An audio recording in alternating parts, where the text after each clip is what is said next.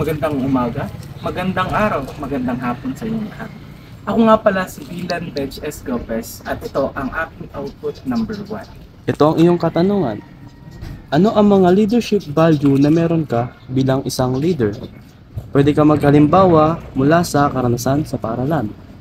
Ang masasabi ko na meron ako as a leader is meron akong integridad. Kaya kong pumili sa tama kaysa sa mali.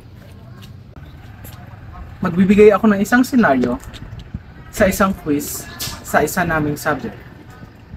Habang kami ay nag-exam o nag-quiz, meron akong napulot na papel na malapit sa aking upuan.